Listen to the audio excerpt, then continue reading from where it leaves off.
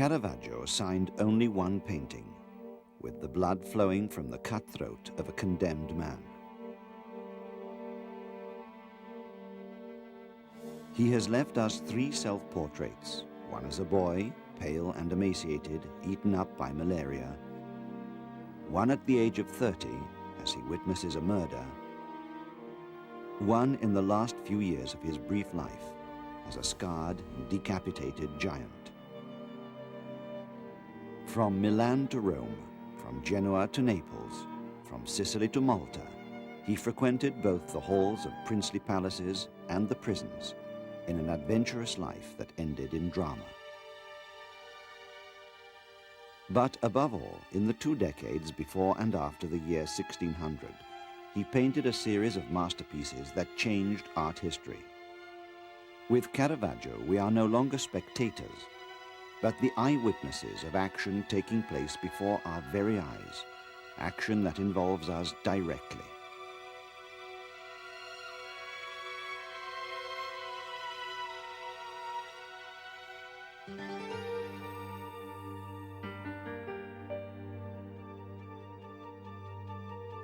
Milan, 1571. This, according to the most recent studies, is the time and place of the painter's birth. Like the snake on the castle flags, the power of the Sforza Junctum has been broken. After long battles, Spain prevails in the hands of Lombardy. Milan becomes a colony of Charles V's empire, and subsequently of his son, Philip II's. In the castle, transformed into a severe barracks, the splendid court feasts organized by Leonardo for Ludovico il Moro are a distant memory. The bastions and the ramparts now seem to stand for military rule over the city. Enclosed within the mighty circle of the Spanish walls, Milan is no longer a state capital, but administered by a governor appointed in Madrid. Caravaggio's real name was Michelangelo Merisi. His father, Fermo Merisi, was responsible for administering the property of the Marquis of Caravaggio, a town in the province of Bergamo. And this explains the name that the painter was known by. Several members of the Merisi family were priests, and therefore involved in the influential pastoral and religious activities of San Carlo Borromeo. Remembering Sant'Ambrogio, Borromeo interprets the role of Archbishop of Milan both spiritually and in terms of human energy. St. Carlo is deeply involved in the renewal of religious faith after the Council of Trent, but is also politically active and opposed to Spain's governor. The altar and pulpit of the cathedral, renovated according to the dictates of religious art during the Counter Reformation set out by Borromeo himself, are the moral and cultural landmarks of the city. Subsequently, in 1576, St. Carlo Borromeo plays a distinguished role during the tragedy of the plague. This is a devastating scourge for Milan. Tens of thousands of citizens die in one of the severest epidemics in history, and Caravaggio's father is amongst them, leaving the young Michelangelo an orphan at the tender age of 5. The plague emphasizes the severe moral tone of Milanese art and architecture in the late Renaissance. In the sanctuary of St. Mary at San Celso, the young Caravaggio must have admired a work by the artist Moretto of Brescia, depicting the fall of St. Paul, and dominated by a huge piebald horse, with the saint lying on the ground, alone and stupefied. This painting, and in more general terms the whole production of the Brescia masters of the mid-1500s, may help to explain the origins of Caravaggio's realism. Caravaggio's training took place in the studio of a competent painter, Simone Peterzano. Peterzano was involved in a large amount of decorative work on the churches of the late Renaissance, and his narrative paintings were enlivened by bright colors, a originating from the Veneto region. Some of the most successful of these works are the frescoes in the choir of the Certosa of Garignano at the gates of Milan. In all probability, Peterzano took the teenage apprentice Caravaggio to Venice with him to study and perfect his art during the 1580s. However, Milan itself was not lacking in important examples for a young painter's education. In the sanctuary of Santa Maria delle Grazie, a celebrated architectural monument dating from the time of the Sforza family, exhibited on one of the side altars, was one of the greatest and most tragic of Tiziano's masterpieces, the Flagellation of Christ, which was taken to the Louvre in Napoleonic times. No other Renaissance painting bears a greater similarity to Caravaggio's religious scenes in its style, use of light, and sense of drama in human tragedy. Caravaggio must have spent many days during his adolescence at the Dominican convent in Santa Maria delle Grazie. Apart from Tiziano's altar painting, the young artist also had the chance to study Leonardo's Last Supper at length, and to use it as a tool beyond compare for the study of emotions, expressions, sentiments, and movements of the soul.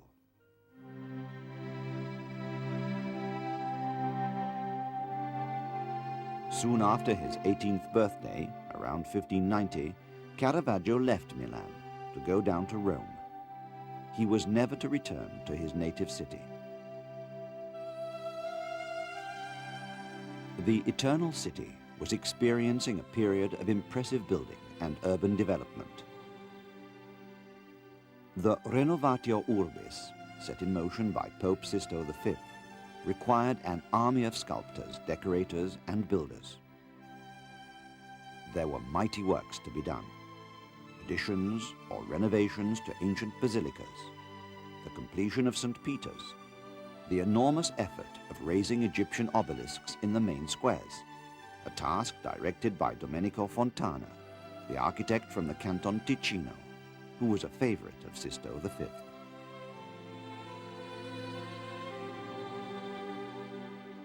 In his early years, Rome means famine rather than fame to Caravaggio. The beginning is difficult, not to say off-putting. For the moment, he lives far from the halls and palaces. His place is in the cheap taverns, surrounded by the ruins of ancient civilization and the rubble of new building work, in the narrow alleys of a lesser Rome. Pugnacious and violent by nature, he soon starts to get into trouble with the law. Caravaggio is not inspired by the classical models that Rome offers by the dozen. Instead, he observes the life of the streets and the taverns, and depicts them with a deep sense of belonging. This is a break with his times, and one which closes the Renaissance. The card sharpers trick an ingenious young lad from a good family.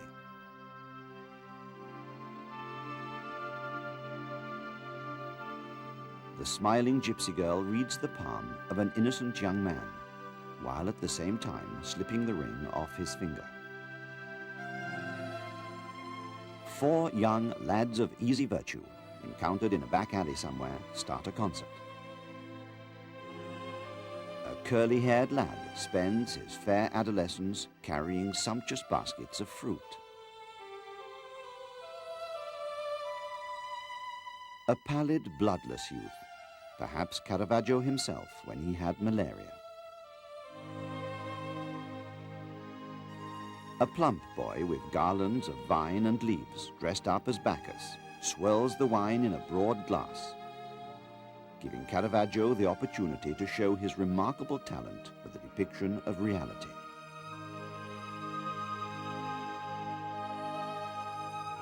Finally, around 1596 here, the first version of the Supper in Emmaus, now to be found in London, with the sudden surprise of the disciples before the revelations of the Christ, who is an explicitly Leonardesque figure.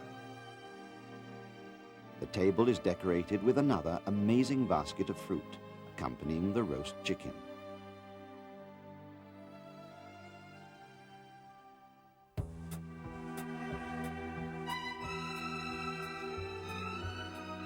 This is where the gates of the princely collectors are flung open to Caravaggio.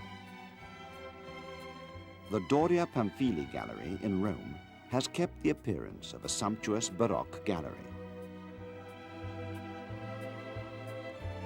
At the age of 25, having been noticed by Cardinal del Monte, Caravaggio leaves the shadows of the back alleys and enters the opulent world of aristocratic dealers and collectors.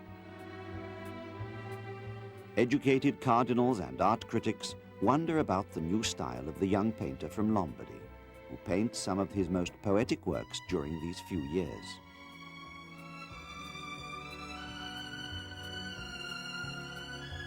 The repose during the flight to Egypt, one of the few scenes painted by Caravaggio against the background of nature, is suffused with the magic light of evening in a soft and delicate mingling of colors.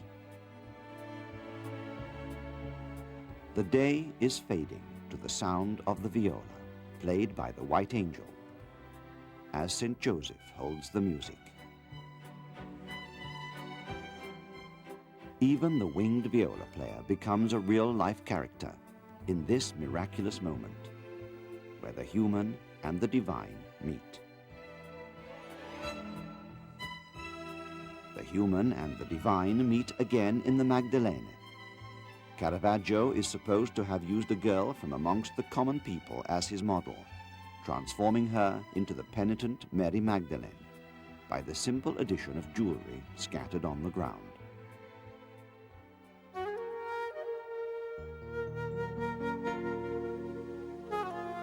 (1600) marks a clear break in Caravaggio's style.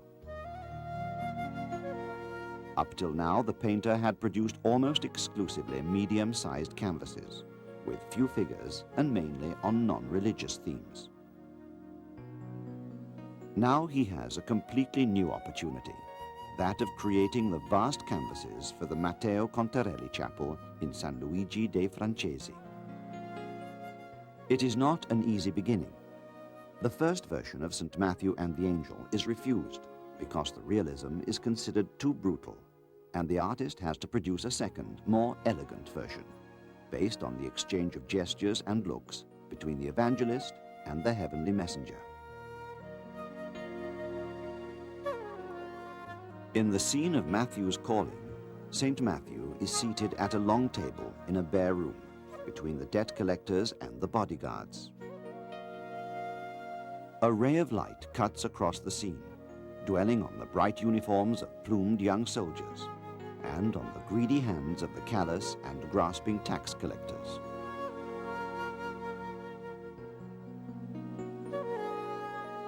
Christ appears, partly covered by the figure of St. Peter. One glance is enough. A finger raised, powerful and impelling, as in Michelangelo's frescoes on the vault of the Sistine Chapel. St. Matthew, like one of the apostles in Leonardo's Last Supper, responds to the summoning gesture, pointing to himself, amazed and perplexed. It is all extremely simple, frank, direct. It has in it the power of truth that is impossible to resist.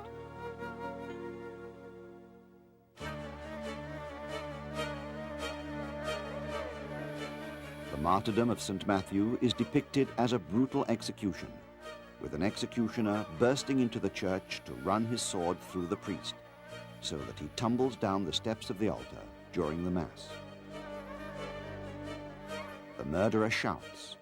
The fallen St. Matthew groans. A choir boy escapes, screaming. The people draw back, run away. An empty space forms around the martyr, and the darkness of horror descends.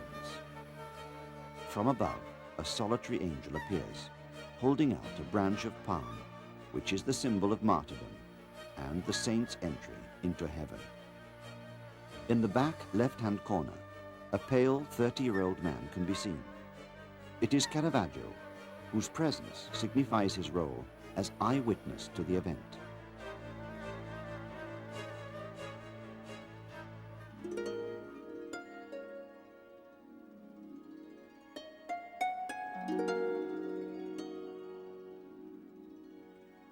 The canvases for San Luigi dei Francesi are a success. From now onwards, Caravaggio is overwhelmed by requests for altarpieces. For the beautiful and historical church of Sant'Agostino, he paints a supreme masterpiece, the Madonna of the Pilgrims. The painting is for the altar consecrated to the Holy House of Loreto, and the artist chooses an understated and poetically humble setting. The Madonna is a woman of the common people with dark hair, carrying the child and leaning against the doorway. On their knees, fearful and too overcome by emotion to be happy, are two elderly pilgrims. Few other works of art can communicate this humble emotion, the intense inner light that shines through their dusty, ragged clothes down to the dirty soles of their bare feet.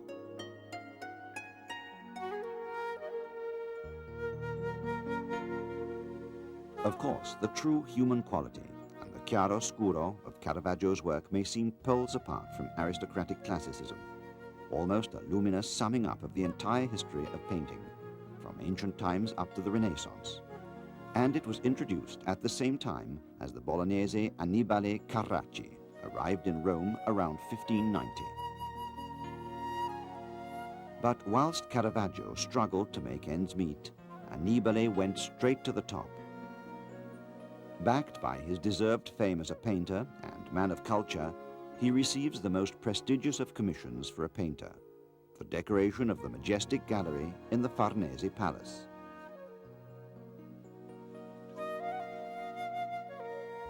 The loves and lives of the ancient gods unfold in the bright paintings, elegantly aristocratic, but at the same time fluid, clear, and attractive.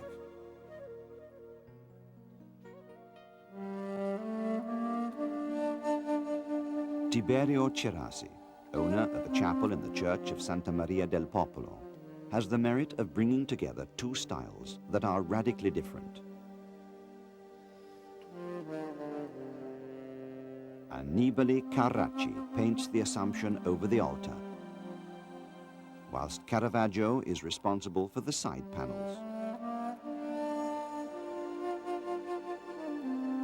Again, Caravaggio completely revolutionizes the painting of religious themes.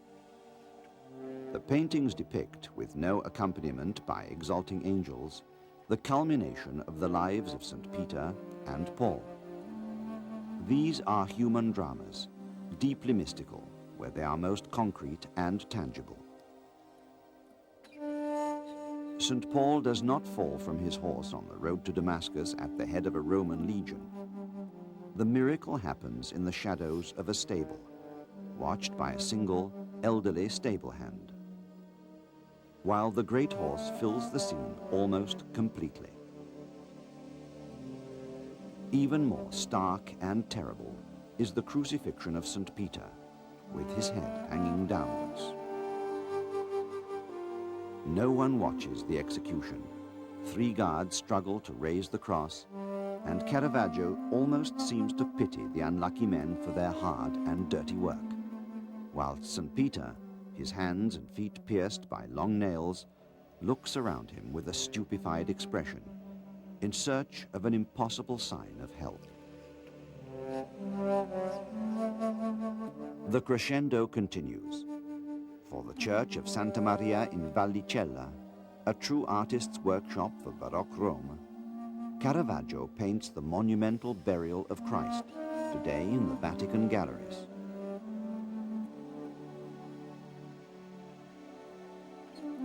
The figures merge to form a single mass of suffering, bringing to mind certain sculptures from northern Italy, or even the marble carvings of Michelangelo.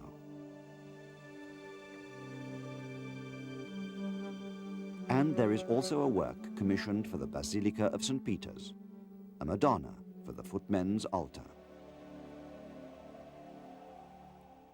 Caravaggio gives a mystical theme, such as the victory of Christ and Mary over the devil, a familiar, almost mundane tone. Failing to grasp the subtle beauty of the work, The commissioners are embarrassed by the nudity of the child and the plainness of Saint Anne, who looks more like a toothless old hag than the mother of Mary. This is how the painting is first confined to the order of Saint Anne and then sold to Cardinal Borghese.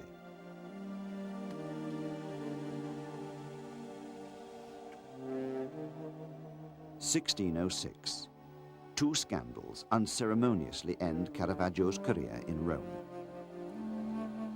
The artist is now 35 years old and has become a point of reference for European artists visiting Rome, such as Rubens. For the clergy of Santa Maria della Scala, he paints the death of the Virgin. It is a scene of dignified poverty and profound sentiment, set amongst poor people. It causes a scandal. It seems that Caravaggio used as his model for the Madonna the corpse of a prostitute who had drowned in the Tiber, and this is why Mary appears livid, bloated, her ankles bare. The painting was indignantly refused. It was soon bought by Rubens and is now in the Louvre.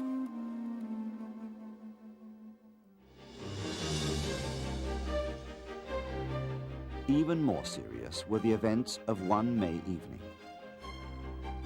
A silly argument over a foul during a football game develops into a duel between rival gangs. Caravaggio is involved and is wounded, but in turn kills an adversary, the sergeant Ranuccio Tomasoni. Word spreads. Caravaggio is sought by the authorities and manages to escape from Rome with the help of the Colonna princes. Tried in his absence, he is condemned to death. In his paintings, Caravaggio has often depicted decapitations. Now he knows that he could meet the same fate.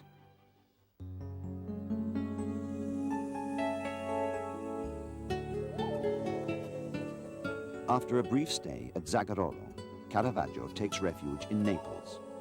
The painter, whose odyssey is just beginning, is torn by a burning desire to return to Rome and the certainty of the punishment that would await him. His flight along the coasts of the Mediterranean is to last over 4 years. Like Milan, Naples too is part of the Spanish dominions. It was the most densely populated city in Europe, the scene of a bustling daily life, and the spectacular setting for an explosion of baroque architecture, painting, and decorative arts. Only a few of the works that Caravaggio painted in Naples have remained in their places of origin.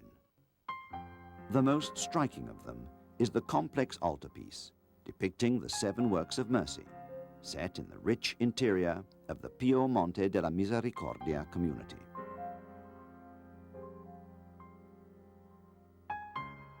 Caravaggio has genially linked the various episodes in a single scene, which at first sight might almost seem a picture of real everyday life in the Spanish quarters.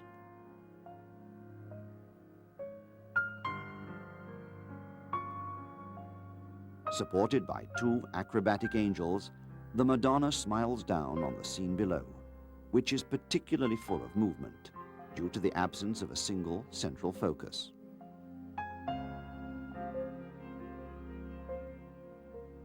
The original contract establishing the artist's fee at the huge sum of 470 ducats is still conserved.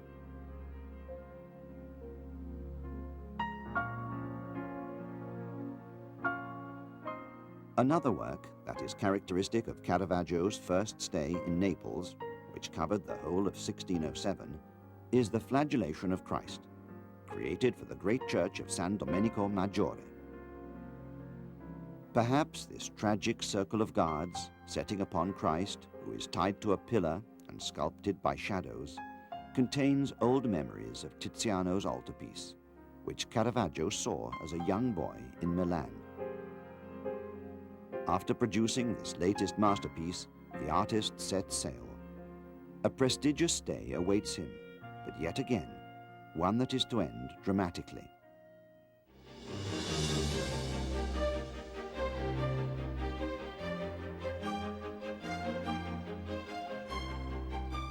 Caravaggio lands in Malta, the island of the Knights.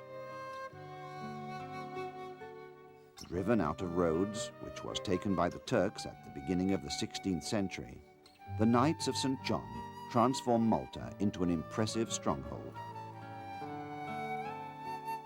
Unconquerable fortresses and colossal bastions defend an island that is never to be attacked and give the capital, La Valletta, its special appearance. The sons of the great noble families of Europe, the Maltese Knights form a unique cultural, religious, and military elite. Caravaggio fits perfectly into the Maltese community. He paints the knights and the Grand Master, aloft de Vignacourt. Honors are confirmed upon him, and on the 14th of July, 1608, he is admitted to the order. At the heart of Maltese society stands the Cathedral of St. John in La Valletta, sumptuously decorated and transformed into a magnificent burial place for the knights. Caravaggio's first painting for the cathedral is a powerful St. Girolamo, modeled in light. Then, for one of the side chapels comes his greatest work, the decapitation of St. John the Baptist.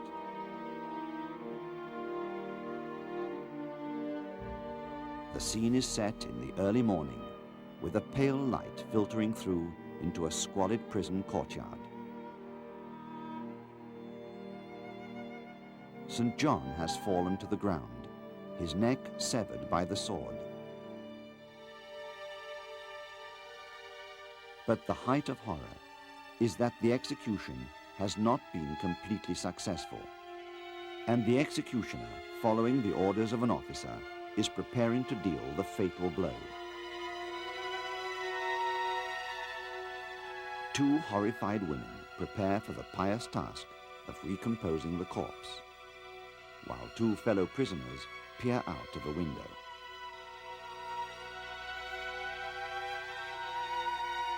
The painting is a cry of anguish against violence.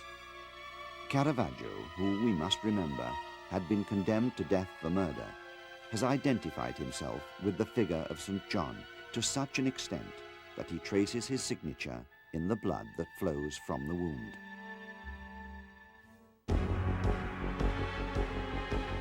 Events once again turn against him. The knights come to know of Caravaggio's previous convictions and expel him from the order as a fetid and rotten member, the order reads, and throw him into prison. Caravaggio, who has by now a wide experience of jails, manages to escape and sets sail again, this time for Sicily.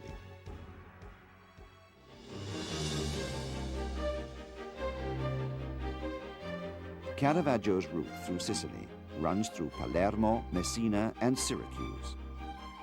In this phase, his art undergoes a further change and becomes even more tense and dramatic, with vast open spaces that threaten his figures.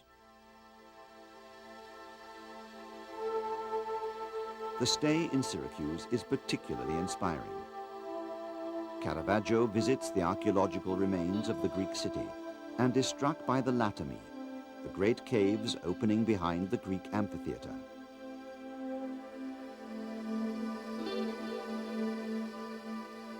Near the Latami is the Church of Santa Lucia, for which Caravaggio paints a great and heartfelt altarpiece, the Burial of Santa Lucia, which seems to be set in the very caves of Syracuse.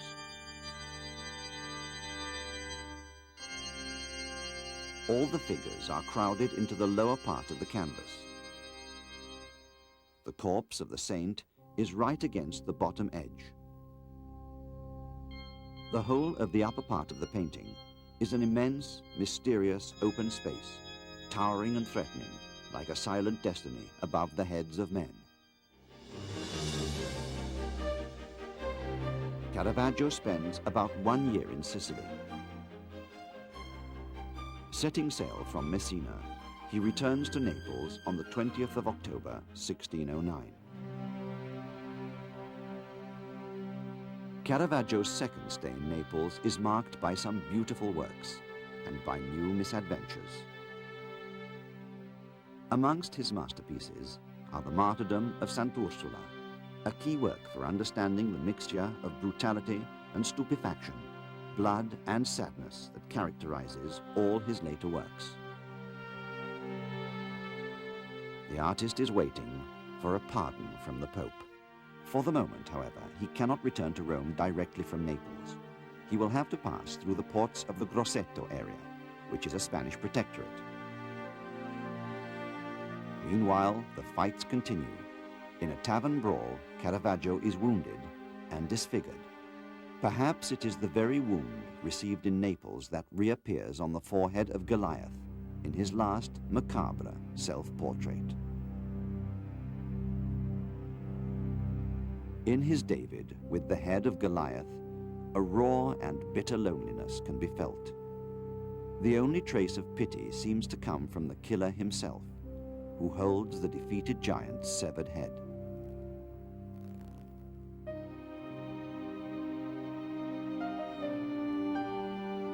Pardon from the Pope seems to be imminent. Caravaggio moves on to Porto Ercole in the garrison state, and here fate turns its back on him for the last time. It is ironic. He, the brawler, the murderer, is put into prison, but wrongfully, due to a case of mistaken identity. Caravaggio stays in prison only 2 days, but also just long enough for him to miss the ship to Rome, on which all his worldly belongings have already been loaded. This is the last act in the adventurous life of a genius. Described by a contemporary of his, beside himself with anger, he hurried desperately along the beach under the burning rays of the sun, looking out to sea and trying to catch sight of the ship that bore his belongings. Finally, he came to a spot on the beach where he lay down with the fever, and within a few days, without a single helping hand, died miserably, just as miserably as he had lived. Caravaggio died at the age of 39 on the dunes of La Fenidia. It was the 18th of July, 1610.